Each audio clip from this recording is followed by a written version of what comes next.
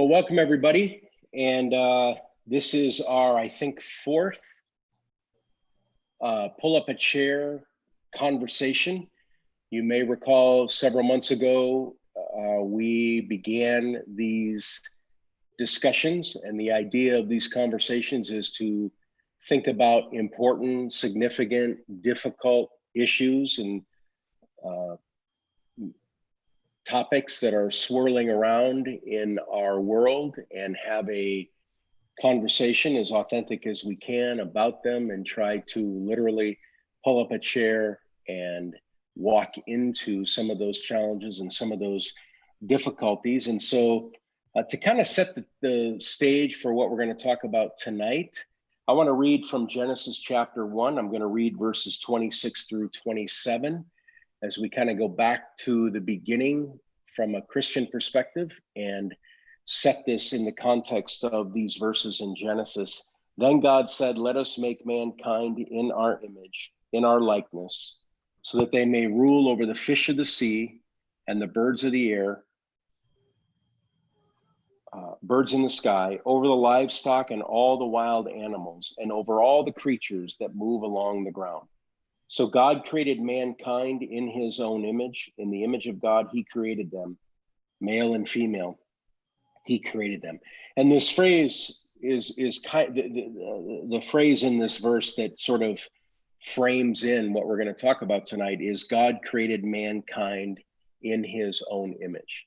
An important biblical idea, teaching, and one that is repeated many times throughout the Bible, and one that has tremendous impact on how we think about other people, how we interact with other people, and it really frames in what we're talking about tonight.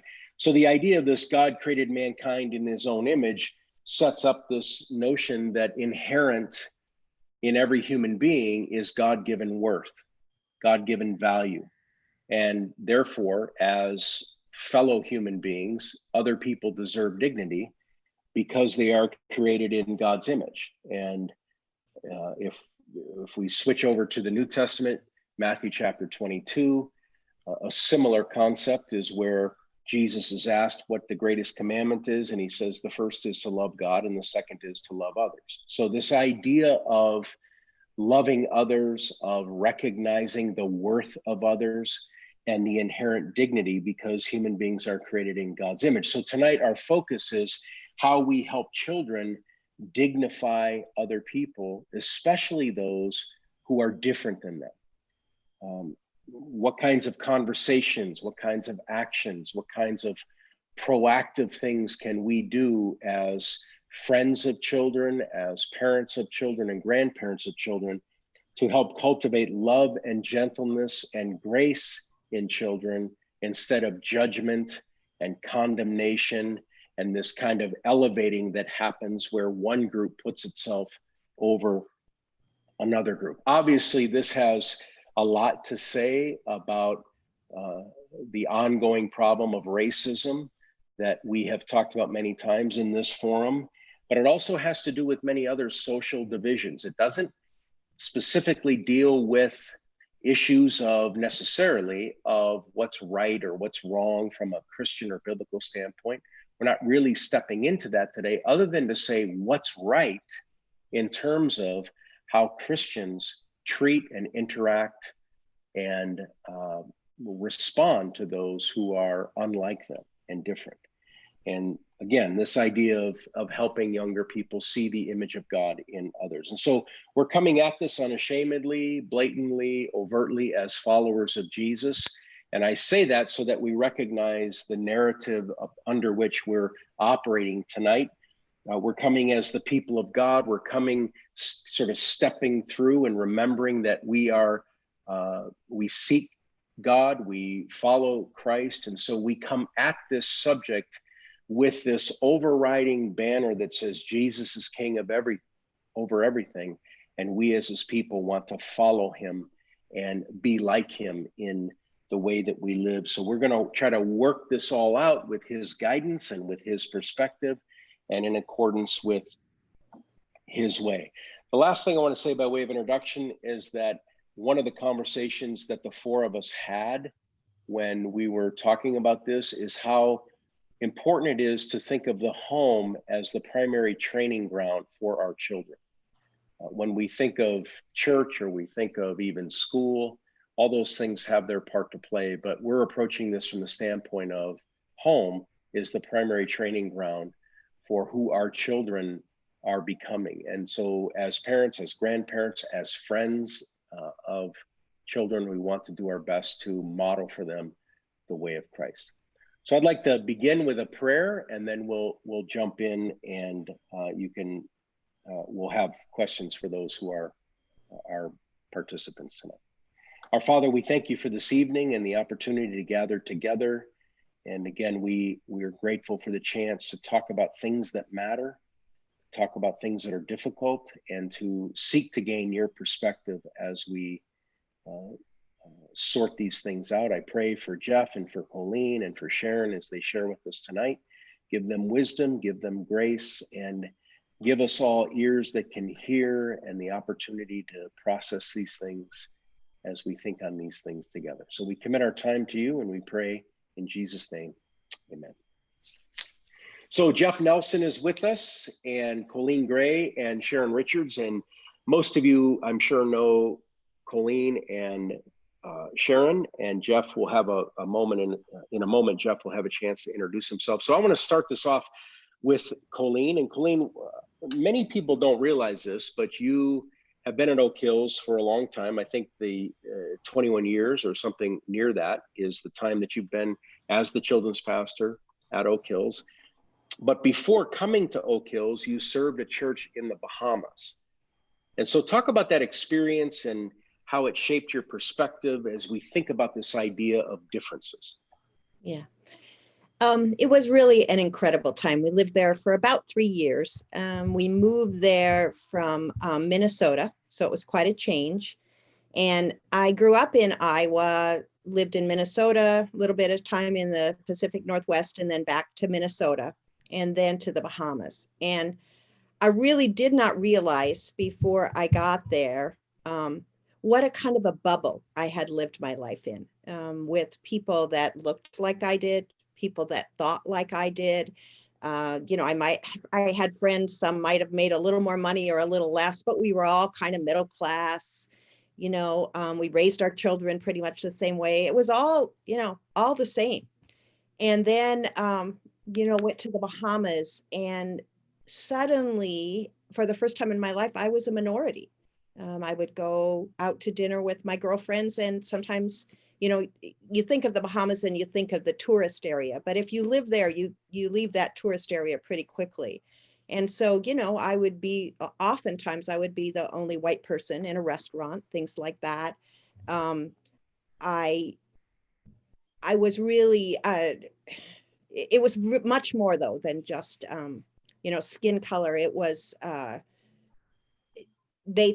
things that might be important to me, they didn't necessarily put that same emphasis on there. And I came from this sort of Minnesota nice, where you might not like someone, but everybody still, you pretended like you did, to working in a ministry where people were very emotive, they were very passionate, and they spoke their mind, and they didn't really stop to think about how, well, maybe they did, but it was very different, how it might affect my little feelings. And so I had to, it was just, I guess I would call it was beautifully disruptive to my world and my worldview in general. I remember after we'd lived there about 8 months, I came back to Minnesota with my daughter. She needed some medical treatment, so we went back to Children's Hospital where she'd been before. And while I was there, I thought, I'm going to get some things for the ministry. It was fall. And so I was thinking Advent, Christmas, and I had in my head that most of the children that I was working with were just all these beautiful shades of brown. And so I thought, I want to get some nativities and some things that they can hold and touch and play with during this season. And I want them to look like they do. I want them to have, I want them to be able to identify, to feel a kinship. And I went from store after store and I couldn't find anything. And I was so frustrated. And then it was like this almost awakening, like a light bulb moment for me. Like, Colleen, you've lived your whole life and you never even noticed that you lived in this bubble of whiteness and everybody being the same. And it was very good, but it was very disruptive. Yeah. So, and you have 3 of your own children, and they were with you during this time while you were living there. So talk about the way in which living in the Bahamas and experiencing a different culture like that, how that shaped your own kids. It was wonderful, but it was hard. I would actually ask my daughter about this before that, because I knew you were going to ask me. And I said, what would you want to say? And she, how it changed you. And we talked a little bit about how hard it was, them leaving their friend group. They were like a preteen and a teenagers, and to leave that and go into this other culture and the school system, all that different. And we talked about all of that. But at the same time, she said, I think everyone should spend some life being in a different culture, being a minority. And then I said, what did it teach you? And her words were, it became normal to not be the same as everyone else. And I would never change that. And all of my kids feel that same way, that they would never trade that experience for anything. So it sensitized them in a way no amount of lecturing or whatever could have instilled in them. Mm-hmm. Yeah, great. Jeff, as I mentioned earlier, many people may not know you, so why don't you just take a moment and introduce yourself? Yeah, Jeff Nelson, been at Oak Hills around 7 years now. Stephanie and I married, and we have 2 children. We live here in Folsom, so Evelyn and Zane. Career-wise, I am creative director at Digital Studios, part of Allegiance Global Solutions. And basically, as I tell people, I draw pictures and tell stories all day. So through creating websites for some of the biggest brands in the world, to be honest. I've been lucky enough with my job to travel the world here and there. So I've had a lot of perspective that way. So, but yeah, and at one point I actually almost became a pastor, but I didn't. So here I am. The better part of you took over. The Zane and Evelyn are how old? Evelyn's about to turn 11 and Zane just turned 9. Okay, so part of why we invited Jeff on here is because a lot of what we're talking about, Jeff and Stephanie as parents care about these things. So Jeff, you're a dad of 2 kids, 2 children. What are some of your thoughts about how parents' words, parents' attitudes, parents' perspectives on this topic can shape children shape them in terms of how they think about other people? Yeah, I mean, I think our words and our actions are extremely powerful. I know one of the most powerful classes I ever took in my college and post-college life was pastoral and family counseling at Fuller Seminary. And basically the way the class was taught, it's called family systems. And family systems in a nutshell is that we are programmed by our parents, our grandparents, aunt and uncles and friends to be the way we are. But a part of that programming is you don't know you're programmed. Like you don't realize that. And I'd also add that a part of the programming is you don't know you're programming. Like I don't know I'm currently programming my kids to think and act the way that they are. So there's a double sort of gotcha in there, if you will.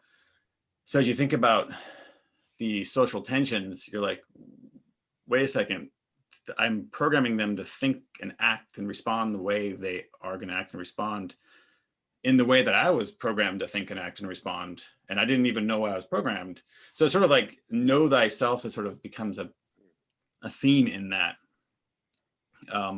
And sort of breaking that down of saying, okay, well, what am I really actually conveying? And after that class, it sort of was really ground shaking for me to sort of peel away. Okay, here's what I was here's how I was sort of trained by my parents and other family members and people in society to be who I was. And then I sort of stripped that back. So, well, what do I want? What do I want this to be? So I think that's allowed me, as I go through conversations with our kids, to say, okay, let's think about this from this perspective. Let's hear what you're hear what's going on in society, and be able to have some open conversations, hopefully. I hope without as much prejudice, because I've been able to strip some of that away. I mean, I'm sure I come at it with the prejudice. I know I do, if I'm honest. So yeah, I think it comes down to knowing where your thoughts and reactions are coming from. Is my okay. So this, I think this is a crucial thing. I mentioned this when we started, that as we think about this topic, it's not unlike any other topic, but as we're trying to approach this from the standpoint of the people of God, and doing that humbly, doing that graciously, doing that with a recognition of we need him and we need his guidance. So you mentioned a minute ago self-awareness, being in tune with where are some of my own thoughts coming from. I think it's important to kind of unpack that idea of self-awareness as it relates to this topic, as it relates to a parent or a grandparent. Why is self-awareness important? What do you mean by that? Maybe just talk about that a little bit. Yeah. Well, I think it goes back to the idea that we are who we are because of the influences on our lives. And we respond to situations because of sort of how we've been programmed to respond to them. And I definitely, I'm sure everybody sees at times, oh, that's wow, I just saw my dad, or I just saw my mom, and the way I responded. And sometimes we like it, and sometimes we're like, ooh, I don't want that. But I think if we haven't been able to sort of step back, almost like jump outside your body and look back at you and say, oh, that's Jeff. That's how Jeff responds to that situation. You won't be aware that you're responding that way. And you definitely won't be aware that you are therefore teaching your kids to respond that way. Mm-hmm. I know, just like a silly example is we live on a busy street. And we get a lot of, it's not a truck route, but we get a lot of semi trucks going up and down our road. And I have sometimes called them criminals, saying they're criminals driving up and down.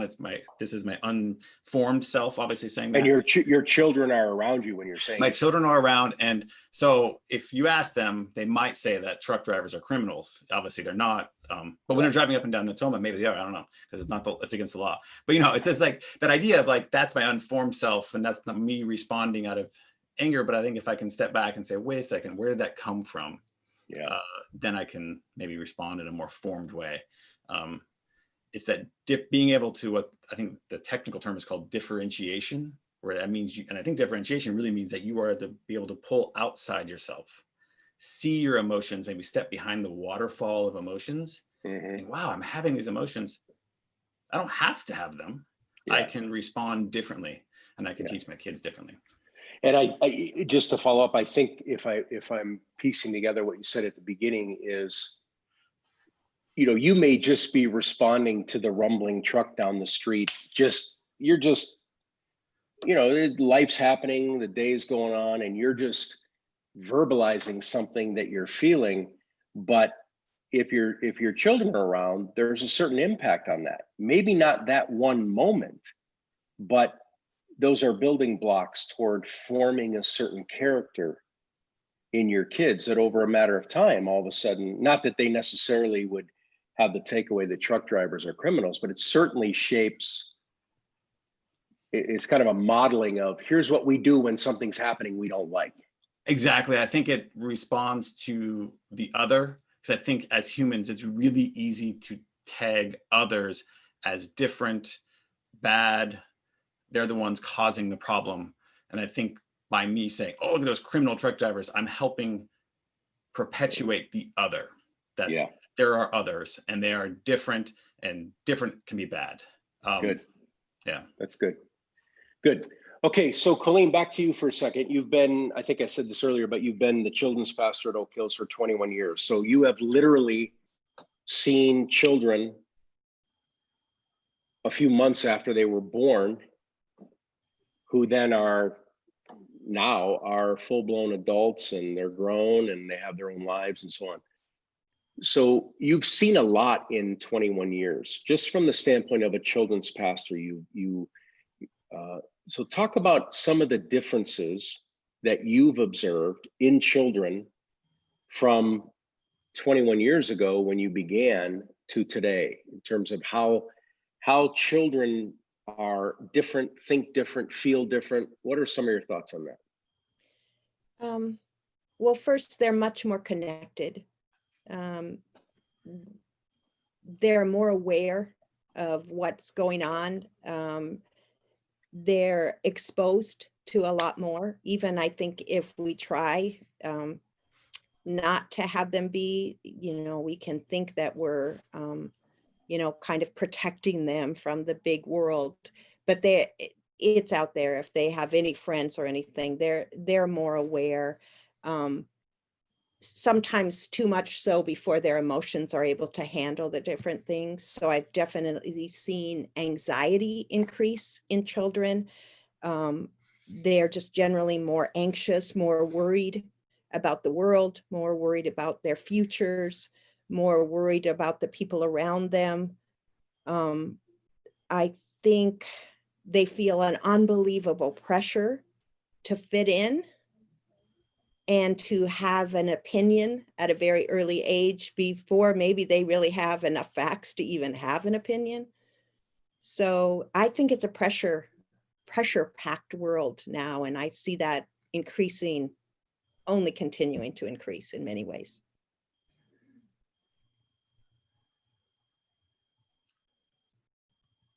Sorry about that. We just finished a contentious season in our nation, and not finished. I mean, it's just a contentious season in our nation. I'm not sure that season's ever going to end. There just seems to be a rise over the last however many years in tension and anger, and COVID has certainly added a level of concern that seems pretty intense. How does that affect children from your perspective? What have you seen in terms of anxiety, worry, those kinds of things? Well, again, I think they're more aware than we think they are, but they don't necessarily have the emotional maturity to handle it, nor do they have the opportunities to hear a lot of different perspectives. So they often form opinions just from what they pick up and hear from those around them.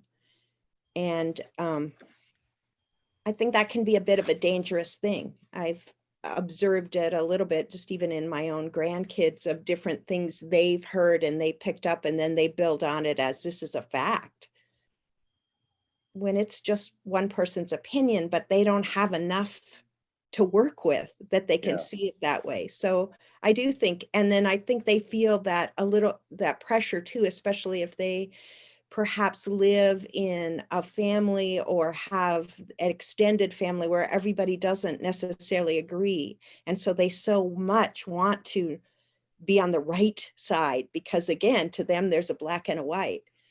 And that adds a lot of pressure as well, because they're probably not feeling like they can please both. Yeah.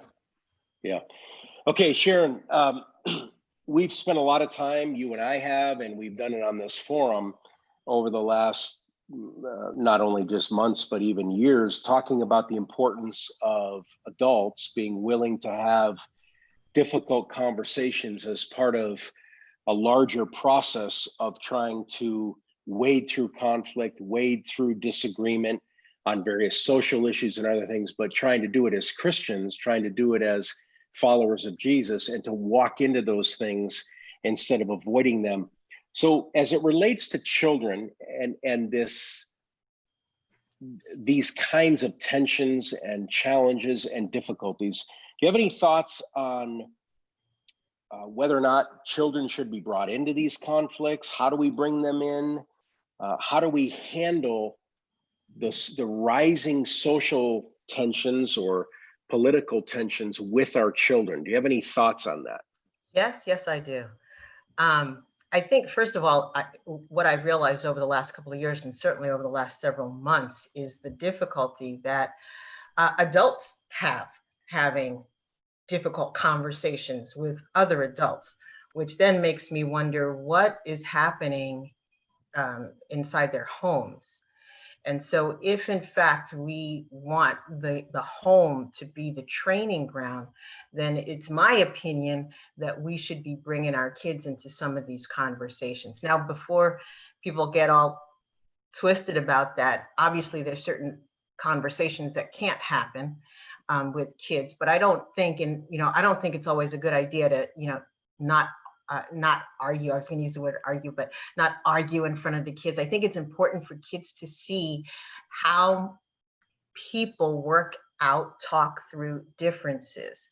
And further, if you are a person who, depending on the appropriateness of the topic, feel like no matter what, we're not going to argue in front of the kids, maybe that's because you need to rethink how you argue or work out or have difficult conversations. And maybe those are skills that you need to develop further. But I think it's important for kids to kind of hear what it looks like when people don't agree. I think Colleen is absolutely right. Kids can pick up these little sound bites and then they just go with it. And so I think that our homes should be a place that is safe to ask questions. I think that we should try and speak not at our kids, but to our kids. I think it's important to even ask them their opinions on some topics, just so that we can get an idea of what they're thinking and help them think things through, and maybe diffuse some of their kind of thinking, or at least find out where the source of their information is coming from, and learn how to talk to your kids. This idea of it's difficult conversations, they are dealing with these things on their level. Let's, if we're watching the news, if our friends are making comments in front of our kids, they hear this. We all know this when we were growing up, when, we heard our parents talking to their friends or arguing perhaps or whatever, that, you're pulling all kinds of things and you're processing it as a child. And that's not always a good thing. And it turns into some stuff that, we start on having to unpack as adults, because we process certain things as kids and it was distorted and not true. So that's a great point, Sharon. The idea of just children in general, even when we may think they're preoccupied with X, Y, or Z, and we're having a discussion behind a closed door that's certainly not a soundproof door or whatever, those things can be very shaping in terms of developing how the way a child looks at other people and looks at those who are different. When you had mentioned this idea that not all topics, but some topics, right? Again, some of the things that are just fresh are things like racism, things like political tensions. I don't know if you have a thought on this, but how do you navigate those things? And I'm sure there's many others. COVID is one. But how do you navigate, let's put it this way, the different perspectives on COVID, for example, something we referenced last Sunday, different ways that people are very certain about this view or that view. How do you navigate that with a child? Try to be as practical as you can about how would you walk into that with a child and talk that through? Well, I guess you could just, with regards to COVID, there's lots of different opinions on whether you should wear a mask or whether you shouldn't. Here's some of the reasons why people feel that you should. Here's some reasons why people feel that you shouldn't. But here's what we as a family have decided we're going to do. And this is why. Now, not every subject, believe me, not every subject requires all of this conversation, but I think it's important for us to get into teachable moments, especially something like COVID, where this is directly affecting kids, school, play groups, all of these different things, just going to the store and seeing everybody with masks and all of that. I mean, just think about that. If we just think of what it might be like for Zane to, you know, a year ago, he was running through the, I don't know this to be true, but, you know, he's running through the playground, or he's running through the you know, Target. Now all of a sudden, 6 feet, there's X's on the ground and there's masks. And I mean, this is stuff that we can start to diffuse their stress if we talk about it. But so I would just say, here's how some people look, here's how other people look. This is our opinion. And so this is what we're going to do. So that they can, when their friends go, well, we don't have to wear masks at our house, they don't feel, they can at least say, well, at our house we do. And my mom said this, or my dad said this, or whatever. Yeah. And there's a certain, go ahead, Colleen. I was just going to say, I think it's an opportunity too here to also kind of teach, this is how we feel and this is why, but then to kind of speak against, but we're still going to, not to just then immediately become judgmental, but to teach and demonstrate love to those that think differently than you do. It's a perfect opportunity for that, I think.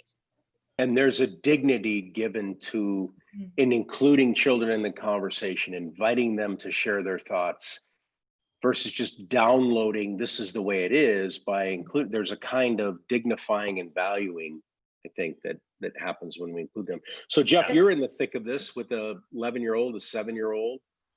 How are you walking through this? Is there any things you're learning as you're going through this with your own children? We literally just had a conversation at the dinner table tonight around COVID and how we're responding to it and how it's going to impact our Christmas, and saying, hey, we're probably not going to go see Grandma and Grandpa. I mean, tradition is we wake up here and then midday we drive down to Monterey where Stephanie's parents live. We sort of basically sort of decided like that's not really what we should be doing. But we had a conversation about it, and it was really more of a, like you said, we invited them into it. Like, what are your thoughts? Obviously there was a bit of loss. So like, oh wait, we always do that. You know, there's the practical of how will we get their presents, but you know, we can figure that out. Yeah. But you know, I think I felt like it was a pretty good conversation, and we invited their thoughts into it. They because we've shared enough along the way about our perspective and what we think about COVID, they, for the most part, were on board. I mean, it was a pretty easy conversation, but it's because we've had other conversations along the way saying, here's what we think about masks. Here's why we wear masks. Oh, wait, we forgot one. Okay, that we can't go in. Sort of idea. So it's very clear expectations along the way. So there's a training, it's a training process, kind of what we talked about before. So you're a media guy in so many ways, and you have a lot of opinions about the media and the media's influence on kids as it relates to these things. And so in your own family, as you think about the influence of media, and I think Colleen mentioned this, just the way in which children today are bombarded with media, they're connected, I think was the word Colleen used. How do you manage that within your own home? Yeah, that's a good question. I mean, I definitely agree. Like basically everything you said, I understand media, I've created media, and maybe being on both sides of consuming and creating media, I've definitely come to respect the power of it. I remember one of the first videos I made for a church in North Carolina, and I made it really emotional and people cried, and I made something like, oh, wow, that was a powerful, I made a comment to the pastor saying that was really powerful, people cried. He's like, of course it was. You made the music emotional, you put in people crying, of course they cried. You manipulated the situation with the media that you put together. And it was sort of a aha moment. I'm like, yeah, media is powerful. And I think we easily forget how powerful it is, from the news we read to the videos we consume to the social media. Now at our level, our children, social media is not even involved yet. I know some people that is. We tend towards very little media for our kids. I mean, up until probably 8 months ago, it was like maybe an hour or so a week, but that's just because they chose not to do it because we invited them to do other things. And now it's shifting to like, hey, we want to watch more, and they will watch sort of as much as we let them. So we just have to sort of limit that. And then a lot of it is being engaged with them while they watch it. So, and choosing to watch with them. And also respecting the ratings on the movies and shows. We have come to what do you mean by that? What do you mean by that, Jeff? PG-13 is, we're going to usually wait until they're 13. Now we've bent the rules a few times, but I don't know if I'm always been happy in the end that we bent them. I have to say that I love what Jeff said about he watched it with them, because I think it's really easy just, put the video on or whatever, and then you go do whatever you want to do.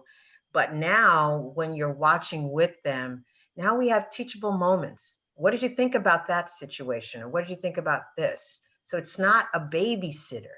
Now it's an opportunity to understand how your kids are processing stuff and to help them and create spaces where they can ask questions, because frankly, if they don't get it from us as parents, they're going to get it.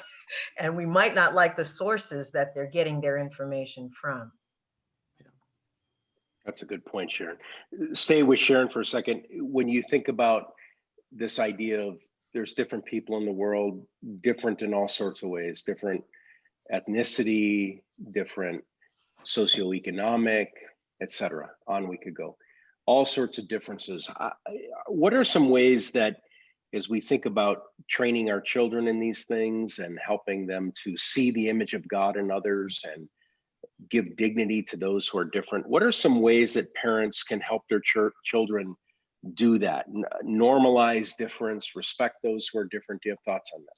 I do. I mentioned this in a couple of a couple of pull-up chairs a while back, that I think every family should have a globe or a world map, so that kids can get a bigger perspective of the world and where California or the United States is in relation to everything else.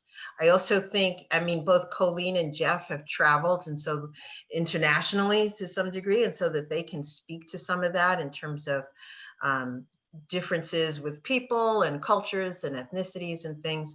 But, I feel like we should use where our missionaries are located, our church missionaries are located, and point that out to them on the map. If we have a favorite food, if you like Thai food or you like sushi or whatever, point that out to kids so that they start to understand that there's differences, and we can celebrate those differences even over a meal. If there's a favorite, well, we can't go down to there's a really great Ethiopian restaurant down Sac. I guess we can't do that right now unless it's to go. But beyond just enjoying the meal, let's find out where Ethiopia is. Those kinds of things are teachable moments. We have access, and we can Google any place and look at it. So do that. I think parents should really try and foster friendships, real friendships with people who are not looking like them. And I know that sounds like, yeah, how do you do that in Folsom? But, we do have diversity in church at Oak Hills. And I'm not talking me. There's other people, that you could reach out to. I think we should just be more curious, foster that in your kids, just read books that are beyond, there's nothing wrong with Anne of Green Gables, but let's go find out about some other people in other places. Open up your kids, learn a language through Duolingo together as a family. There's so many fun things that you can do that can foster just curiosity. Yeah, that's good. So, and it kind of goes into something we've talked about in preparation for tonight. We've talked about a lot, which is the idea of fear and the way in which fear plays into this idea of differences and how we see others and how we think about the rest of the world, or how we think about those that are not like us, and the role that fear plays in that. So I know that you have a lot of thoughts about that, Sharon. So talk about fear as it relates to differences, how fear intensifies the problem. And then maybe we can play with that a little bit in terms of how we confront that. So just some thoughts on fear as it relates to all Well, this. I think fear is, if you don't know something, someone, some people, and you're not curious about them, then that can, I'm not saying it always does, but it can grow into a fear. So that your fear, and I'll just use the, generational fear, your fear of these people, now you're putting that on your kids, whether you are aware of it or not. This is why it's important to, as Jeff said, talk with your kids when they're looking at a television show, or, that doesn't represent all of those people, or that, and that can be good or bad. But I think that fear that we have as adults, and I think it gets worse as we get older, honestly, is that we can put that on our kids and shape their thinking. And that is, that's not what we should be doing. We should be fostering just young minds that are thinking beyond Sharon and Colleen and Jeff, but bigger concepts and bigger worlds and a bigger vision and a better world. Yeah. So I come back to, again, this idea of in the image of God, he created them, male and female, he created them. And you mentioned earlier some of the challenges sometimes in Folsom with encountering those who are different, but all of us, everyone on here, I'm sure, has at one time or another, you're going to the store, you're doing whatever within our own city, and you're outside of the store and there's a homeless person there. And I have personal experience with this. I won't go into the details, but when you stay removed and you look at it from a distance, there may be the way the person looks, what the person's doing, all of that distance between where we might be and where they are, it creates exactly that. Here's me or we, and there's they. And so it's us, it's them, and it's this divide that happens between us. And at least in my opinion, as I think about this idea of fear, that kind of thing, if I have my children with me and I suddenly go into, oh, come here, oh, don't go over there, I'm doing way more than I might think I'm doing that has a longer implication than just, it's the idea that, and again, coming back to, but wait a minute, does the homelessness of this individual eradicate the image of God our Bible says they've been created with? And I mean, is he or she less than?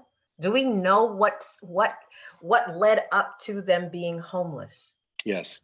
And we don't. Right. So again, you and I have chatted about this many times, and I don't know this, but I would imagine even some people who are tuned in here, immediately we've been trained to start politicizing now. Now we start getting into categories of to politicize these issues, which then shoves them off into this camp over here or that camp over there. And again, wanting to come back to, but wait a second, the narrative we claim to live under is Jesus Christ is King.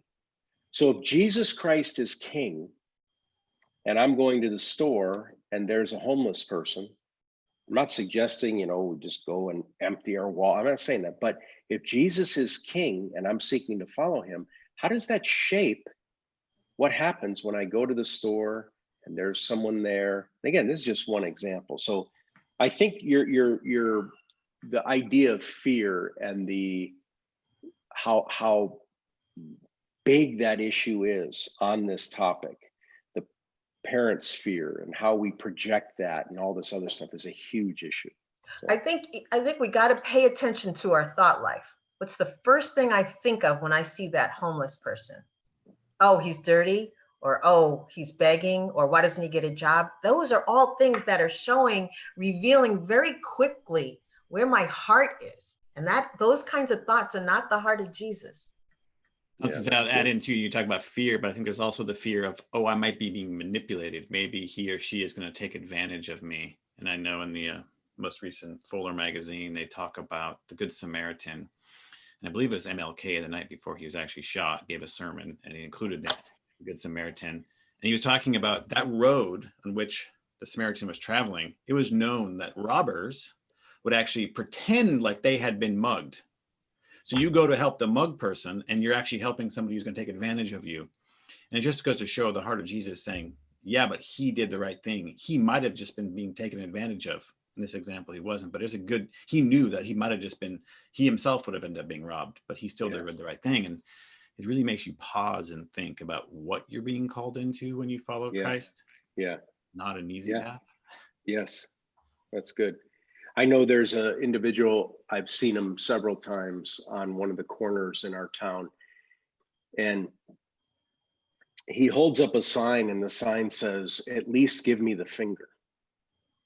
And when you think about the level of desperation one has to experience, the level of, whether these are the words the individual would use or not, the longing to be seen, that's pretty intense. And again, wanting to come back and say, as Christians, are we not to be at the forefront of noticing, loving, manifesting some measure of goodness and dignity to people because they're created in God's image? So Colleen, we talked about you as a children's pastor, but you're also a mother. We talked a little bit about that. You're also a grandmother.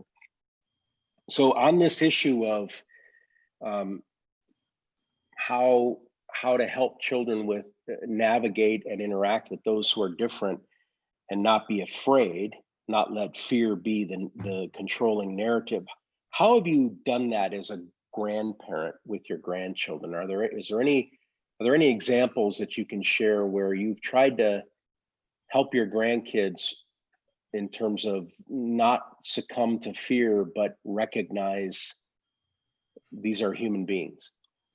Yeah, sometimes I've been intentional with it, and other times I've just fallen into it. And I think that's actually important with parents and grandparents, that we're not only, we try to find those intentional moments, but then other times we're just so aware that they can become teaching moments. There's a couple situations I can think of. One, when a few of my grandkids, I think there was 3 of them at the time, and they were pretty small. And I remember my grandson was really into Thomas the Train. And I live in Old Folsom. And so, the light rail is right there. And that was as close to a train as he was going to see. So I thought, oh, let's do an adventure. Let's ride the light rail. And then I realized when I did it, that once we were on the light rail, and we rode down partway to Sacramento, we got off, we went to a McDonald's and got an ice cream cone in a neighborhood that was very different than Folsom. We got back on, we came back. And not only was it a fun adventure, but it was an opportunity for, these littles to kind of see some people that looked a little different. There was some homeless people on there. So it was just an opportunity to kind of just show, have conversation, not be afraid. So that it wasn't especially intentional at the start, but as I was in it, I realized that it was this lovely teaching moment that we could talk about after, mostly just live out. And then when we got home, we could talk more about it as they asked questions. And then there's another situation that just happened this last week. I was in Sam's Club with my grandson, and we were coming out, and there was someone there, a Salvation Army bell ringer. And this gentleman, you could tell that he'd had a hard life. He didn't look the typical Folsomite. And I, stopped, and I got my wallet out, and I gave him some money. And then as we're walking to the car, my grandson asked, why I did that. And it was just this beautiful opportunity to talk to him first about, the Salvation Army and the amazing things that they do, but also I was able to tell him how I just have this unspoken rule that if I see someone asking for help, regardless if they're connected with an organization or not. And I have means, even if it's just a tiny bit, I do that. And why I do that. And yes, sometimes I know that it's probably going to be used in a way that I wouldn't want it to be used, but that's not really my thing. That's, you know, kind of an agreement God and I have, and he can handle that. And so again, there's the intentional, and then there's just an opportunity comes up, and you, by being aware, you can kind of jump on that and make it into a teaching situation.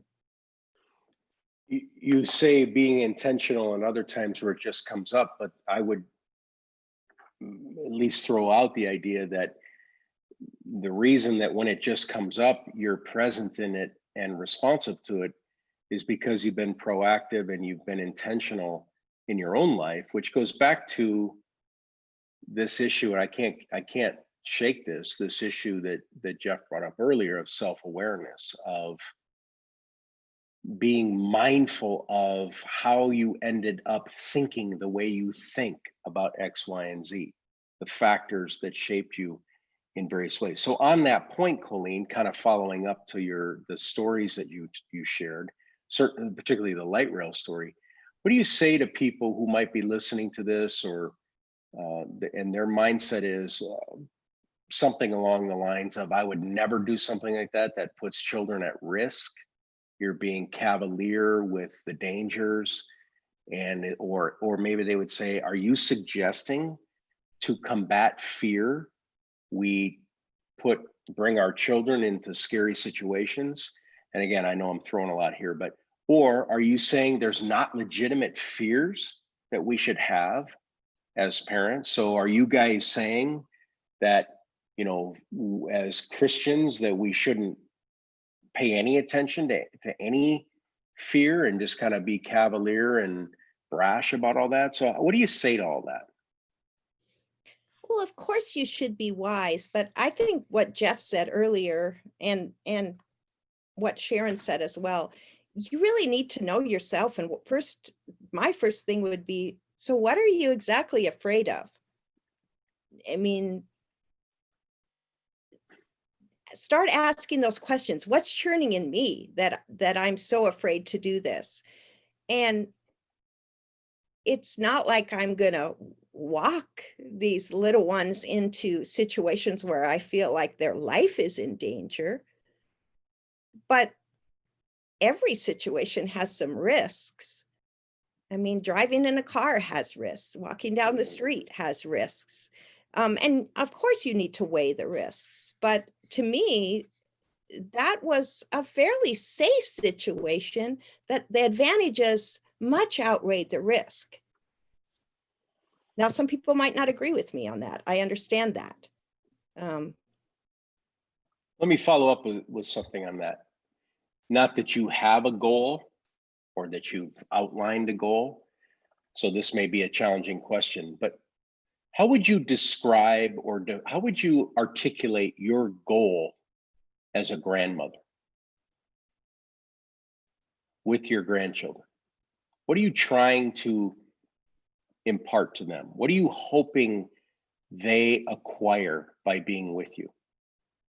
That nothing matters more than love. Love of God and love of others. There's nothing in the world that matters more than that. Everything else will take care of itself. And really that just goes back to what Jesus was saying, love the Lord your God. I mean, what the Bible says, with all your heart, soul, and your mind, what's the greatest commandment? And love your neighbor as yourself. And if they can remember that that was what mattered to me, and that's what I wanted to matter to them, then I'd go happy. So I'm going to ask one other thing. When you think of your role as the children's pastor at Oak Hills, and I've watched you, as many people on here have, for a long time, when little ones, I like how you refer to them as the littles, but when little ones come in, we've all seen you many, many times where you'll get down on their level, you'll get down on your knees or whatever, and you're looking them in the eye. What are you doing there? What is that all about? What are you trying? if, again, same question, as a children's pastor, obviously children don't remember all the stories and whatever. What are you hope is imparted in them when as they grow and as they've experienced children's ministry at Oak Hills? I hope they feel that they mattered to me, that they mattered to the people that were working with them, and that they mattered to God. Again, I think the rest will work itself out. But I want them, when I get down there, I want them to feel individualized, personalized. I want them to be seen, to know that I see them and that I care about them. Yeah. Which the beauty of, again, we didn't practice this one, but the beauty of that is, you said a minute ago, your goal as a grandmother is that they would know that loving God and loving others and everything else takes care of itself. And when asked about children's pastor, you said that they knew they were loved and that they were valued. And it's like, you can't have one without the other. You're not going to love others if you're not living in the reality of God's love for you. So that's really insightful, Colleen. I want to shift gears slightly. We're just so everybody knows, we're about 10 or 15 minutes from being finished. So, but I want to talk about something for a moment, and then I'm going to ask Jeff a question, but something that I found as my children have gotten older, and in particular, my son is now 27. And so I want to just comment for a second about the whole issue of masculinity as it relates to this topic we're talking about, namely, how do we see those who are different?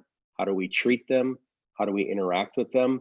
And this issue of masculinity is something that I am increasingly find myself thinking about, and even more specifically, thinking about being a father, being a dad, and the role of a dad in shaping children around this subject we're talking about tonight. Sometimes, I could be wrong on this, but sometimes I think dads either probably more subconsciously and inadvertently delegate this duty to someone else to teach their kids and train their kids how to love others, how to interact with those who are different. And again, it's just a gut feeling I have that sometimes we as dads may not be as proactive in that as we ought to be. So this issue of masculinity, I think, how masculinity is sometimes portrayed, how it is stressed. Obviously, I'm talking here about there are plenty of false ideas of masculinity that I think do tremendous damage to young boys, and then as they grow to young men, as it relates to interacting with those who are different. One of the examples I've shared many times, and is part of my life and part of my son's life, has to do with the game of football. And just to make sure that I'm clear on this, I think that game, for me, that game is, with the years that I coached it, and then for my son, just as he grew up with it and played it for a long time, there's so much good that has come from that, and I'm very appreciative of it. But as I've continued to reflect on this idea of masculinity, I think things like football can be risky in terms of, as it relates to young men interacting and responding to those who are different, because the game of football, by definition, the goal of it is to defeat the other, dominate the other. The goal is to win. The goal is to outdo the other. The goal is to be on the first string, not on the third string. So there's an inherent competition and a quest to be better than the next person, all of which is what you sign up for when you enter into that world. But and ideas and perhaps values that, quote unquote, work in the arena of sports, but may not work quite so well in the arena of relationships or in the arena of life. So some of you maybe have seen this. There's a recent example of this, and this is one of the reasons why I'm wanted to mention it. Is there was a recent example in the arena of football where it was, I believe it was at the youth football national championships, if I'm not mistaken. And there's a video out there, you can find this. This was a 9-year-old football team. These are just little guys, and they're in their football uniform, and the team is walking off the field. I don't know what the setting was, but someone in the stands videoed this. Obviously, a play happened or something occurred unfavorable to this particular team. They're walking off the field, and their coach was just going bananas on the sideline. So bananas that at one point, you can watch this on the video, he literally hauls off and hits this 9-year-old little boy. And then, you know, the coach turns around and he's still raging about this, and he turns back around and hits him again, and the kid falls to the ground. It's a despicable video. It's a pathetic display of the human condition, completely unchecked, unformed, and out of control. But again, it brings up in my mind, I'm not trying to bash on football, obviously, but it brings up that would be an example where that theater perhaps promotes a kind of masculinity that hurts this topic we're talking about, doesn't help young boys and young men learn how to love, as Colleen was saying, learn how to gently and lovingly treat others and care for others. So Jeff, let me turn to you as a father of a young son, and you think about this whole issue of masculinity, how to recognize the real from the false. What do you think are some of the things that a dad needs to be mindful of and perhaps address with their sons as it relates to this issue of masculinity and interacting with those who are different? Yeah, good question. And I think the idea of loving neighbor and masculinity are so intertwined. There's so much there to unpack that we'll just scratch the surface.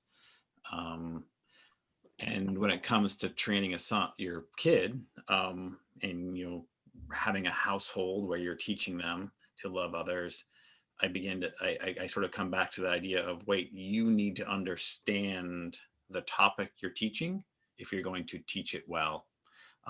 So, I mean, you need to understand what you believe of masculinity, where that came from. And then you need to understand others and how your view of masculinity impacts others. I know I definitely think about that with raising Zane.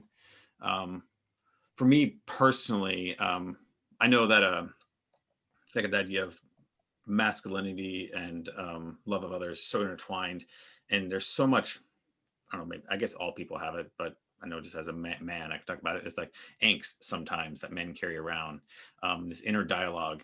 And it was a couple of years ago that actually I was sitting in church and just, trying to wrestle with my inner dialogue of, maybe beating myself up or whatever it was, and sort of came across 3 words that sort of have guided me in thinking as a man and guided me as I think about raising Zane. And those 3 words are grace, beauty, and peace.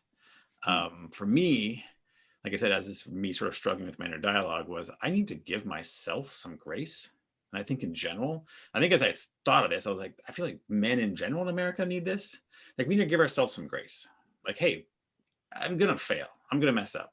And that's okay. I mean, if I was able to accomplish everything that I wanted to accomplish, I'd have to like make triplicates of myself or something, It's like that my expectations are so great. And so I think as men, maybe as providers, maybe not, but sometimes we just get like, oh, I want to do this, I want to do that. And I've got so many big plans. And when I get frustrated and don't do that, that's when I find myself having a hard time loving others. So as a creator, like when I'm looking at somebody else's art, and I'm in that bad spot of not being okay with myself, that's when I can't appreciate their art. Even if I like it, even if I think it's good, I'll find a reason to not like it or push them away. So grace starts with grace. Then I think also we need to give each other grace, and how we interact with them. Beauty, maybe this is because I like to create, but I think in general, we're created by God in His image, and we have this ability to create within us, and we need to So the beauty piece of it is to recognize beauty and to create beauty. I think when we're doing that, there's something magical happening. There's sometimes this unformed, unexpressed emotion that happens in creating. And there's a wonder that goes with it. I know that word has come up sometimes, and curiosity is, for me, when I'm able to create, I'm able to find others, look, see what's interesting in them and just interesting in society in general. So I think beauty and that creation goes together. And then peace. For me, it's just sort of like, I want to measure my success by peace. So if I'm able to leave a situation more peaceful than I went into it, I've succeeded. So I think as I raise Zane, it's like, how do I help him have grace with himself? And it's funny because I definitely have had that. We watched, since COVID, we watched all the Star Wars movies. And I've definitely have used Luke and Anakin and Yoda in saying, let's begin to have some grace for yourself. Let's begin to think about those thoughts. You're like, you're getting angry about this. Like, that's the road that Anakin went down, and look where he ended up. And, so as we think about this idea of like, have grace for ourselves, it's the beginning to think about our thoughts and our emotions and being able to have some control of that. Yeah, you messed up, but that's okay. You're learning. So I think for me, it's been a bit of training that way. And then also, the beauty piece is just like continually like, oh my goodness, look at that sunset, or look at that, and being able to appreciate those things that sometimes are painted as feminine. I don't know, my perspective or not. I'm like, I can appreciate a sunset. I know I definitely got that from my dad, is he can see nature and see the beauty in it, which is, I think it's amazing. And then the peaceful bit is just like, how do I help him leave situations more peaceful than he went into them? And I don't know if I have a direct example of how I've done that, but I definitely feel like by living out the other two, that's sort of the outcropping of that. That's great. And Zane how old is Zane? 9. He's 9. Okay. So this is the last thing I'll say about this. And then we got one other question. It kind of leads into that other question. So Sam is 27. I'm listening to you as you're talking about Zane. And I'm realizing as you're talking that, so Sam's 27, and obviously parenting a 9-year-old, being a dad to a 9-year-old is slightly different than being a dad to a 27-year-old. But one of the things that occurs to me as you're talking, when we're talking about people who are different, just again, in the world we now live in, fathers being proactive at helping their sons know, how do you interact and treat women? We've seen such horrific examples of this, and again, as a Christ follower, we're not politicizing. As a Christ follower, how do we respect the dignity in women? How do we value others? How do we respect those? Again, I think of this now in the context of my son, where football was such a big part of our life. Dominate, win, defeat. How do you turn toward people who are not in that power game? They're on the outside of society. Let's say they're the homeless person and in front of the store, whatever it might be. How do you cultivate a kind of redemptive masculinity that cares about those things? And the thing that strikes me in this, and it's something we've talked about several times here tonight, but I have conversations with Sam to this day, proactive dad conversations about things in the world that matter. And we mostly see things from a different perspective, have different ideas on things. I'm not out to download everything I think into him, but how you interact with others, the value of gentleness, the value, to use your words, of grace, the value of beauty, and that kind of gentleness and sensitivity to others and to the world. That proactive discussion, fathers, men to their sons, I just think is vital on this conversation, versus thinking that somebody else handles this. I think this is crucial space for us as men to be in, and to ask for God's help to be proactive in that. So let me go to the last thing, and it kind of gets over to the issue of parents of older children. We've talked a lot here tonight about things that primarily relate to raising children or grandparents of children, things of that nature. But some of us have older children. And so let's talk about this for a moment. When it comes to differences and perspectives and so on, sometimes parents go through the experience of recognizing that their children, as they get older, they have different views on things. They have different perspectives on things. They have different ideas about things. What do we do as parents? What are some of the thoughts you guys have? And I guess this is aimed mainly at Colleen and at Sharon. What are some of the thoughts on how do you navigate the differences that your own grown children or as they grow up, they have different ideas? How do you navigate those differences? What are some of your thoughts on those conversations and those dynamics when your children start to go down a different road than maybe you'd want them to on some of these issues? Any thoughts on how to navigate that? Well, first of all, age doesn't necessarily equate with wisdom. So until my last breath, I pray that I am teachable. And so, I've over the last few weeks, maybe last couple of months, I've been able to have some regular interaction with one person in particular who is a 20-something, and she is incredibly insightful and refreshing. And, I just feel like there's some humility that us older people, parents, even grandparents, that we need to just respect their walk as well. And just listen to them. And there are some, there's some good things that are coming out of it. It doesn't mean that I have to agree with them. We're all walking. Are we trusting God in them too? Are we praying for them? It comes back to some really basic things when it comes to parenting older children who are going their own way, maybe the same way that you would like them to go. Maybe they're not going the same way, but how much are we praying for them? And is our relationship with them such that we can still talk about things? Because, relationship is more important than being right or for them agreeing with my way. I want to be with my kids and my grandkids and have this conversation, and I've loved them through our differences. Yeah, good. I would agree, Mike. So often you've talked about that in all of these different situations and issues, relationship, you say lead out of relationship, but even, the leaning into relationship, I think, is crucial. And recognize that opinions change. I do not think the same way about many things as I did as a young adult, as a young parent. I've changed so many of my opinions as God has worked and grown in me. So I would hate to cut off a relationship by being too judgmental or, rising up in some kind of indignation or something because how dare they think that way or behave that way or whatever. I want to maintain that relationship.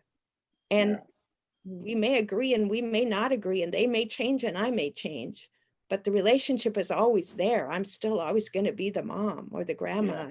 I don't want, that's not going to change. Yeah. I can throw one thing. Yeah, go ahead. I know my kids aren't older yet, but we just had this experience. We're in a small group that's meeting on Zoom, and it's a multi-generational group. And literally just happened this last week where we were having opportunities for some of the older people in the group to talk about, their relationships with their older children and the good and bad of that. And I was just sitting there, I'm like, Evelyn and Zane are listening to this and they're being prepared that it's not always easy to talk to your parent, your kid, or your parents when you're older. Because I was thinking, like, obviously you watch every Hallmark movie or every Christmas movie out now. Of course, everybody's happy and mom and dad and get along with it forever with their kids, but that's not always the reality. It's not always easy. So I just thought that was a really good thing and a plug for being in a small group that's multi-generational and everybody sharing and hearing. I thought it was a really great experience. That's great. My 2 cents on that whole issue is really kind of a repeat of what everyone else has said. But when I think of my 3 older kids, and I think of this, again, this idea of self-awareness, it's coming at it from the realization that I do not have all this figured out, number one. And number two, if what I want for my children is I want them to have an encounter with God and an experience with Jesus that shapes them uniquely and profoundly, and that might mean that it takes them down roads that I myself didn't go down. But I had this experience when I was 19 years old. I had an encounter with God, and it rattled every part of my world, including some of the things that, back to Jeff's comment about family system, some of the things that I had thought were givens out of my family system, some stuff was loosened up through that encounter with Jesus. So I think this idea, getting back to where we started, kind of ending where we began, that we're created in God's image. We are his beloved sons and daughters, and my beloved children are ultimately his beloved. And I want to do what I can to keep encouraging that and helping them find their way and find him along the way. So, well, I appreciate you guys sharing on this. Again, for those of you who are tuned in, this is something that we have committed to doing on a regular basis. So far, we've been doing it monthly. There are so many issues in the world where faith intersects with reality and what we're facing and how to deal with it. And so we're going to continue to pursue these things as we go forward. We appreciate you tuning in and signing on, and hopefully this has been helpful to you. So again, thanks Colleen and Sharon and Jeff for your input, and thank all of you for signing on, and we wish you a pleasant evening. Thanks a lot, everyone. Good night. Yeah.